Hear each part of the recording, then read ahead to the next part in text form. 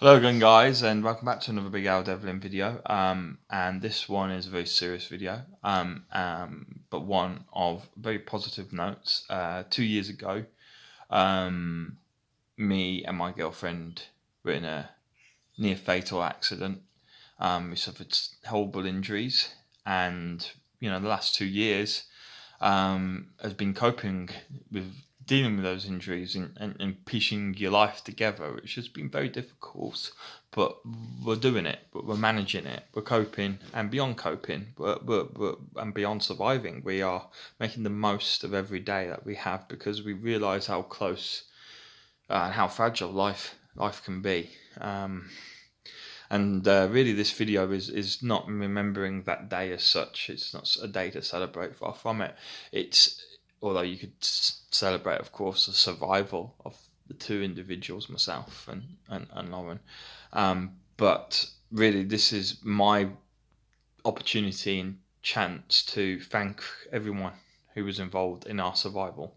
We couldn't have done it alone. Yes, we are fighters, but even fighters, if you know what I mean, people who just never give up, still need support and help from the outside. And so, first of all, obviously, the biggest thanks goes to our families, our parents, our brothers, sorry, our sisters, got no brothers, and cousins, grandparents, everyone who's involved, who has given us complete and absolute support, unwavering support the whole way through. Without them, I don't think our hearts, if you know what I mean, would have healed. I don't think our emotions would be as strong as they are today. And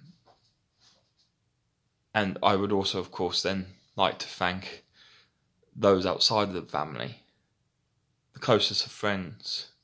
You know who you are, the ones who came to hospital and visited my girlfriend over the 2 months that she was in hospital, the friends who came and visited me, and offered obviously to be there, even if it was just to talk.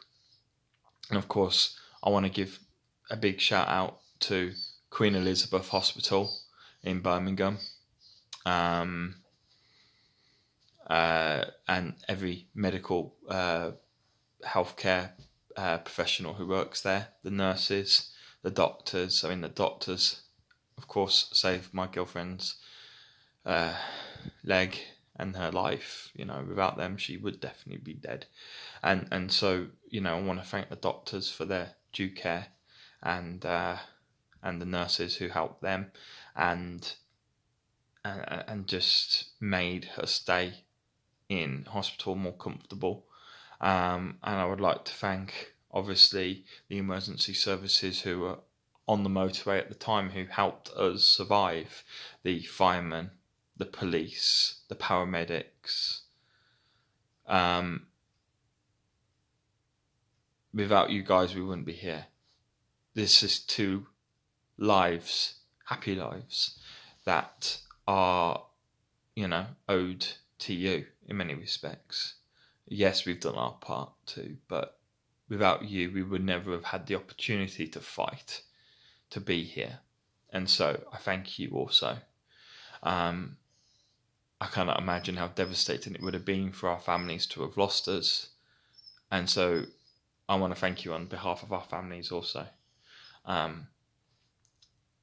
for helping us stay in this world.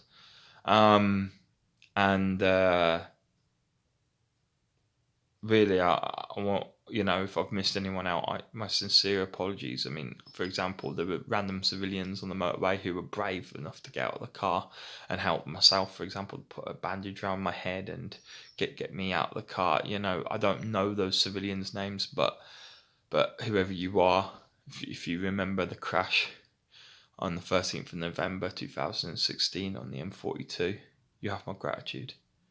I wanted to thank you at court, but unfortunately I didn't get a chance, because you obviously didn't have to come. Your statements were read instead. So thank you very much. And also, you know, my last thanks goes to this little fella over here. Yeah, there he is. Hello, come here. This little fella, I promised my girlfriend when she was in hospital, she always wanted a dog. Obviously at that point, you know, up to that point of the crash, it was impossible for us to have a dog. Hello, come here. Come up here. There you go.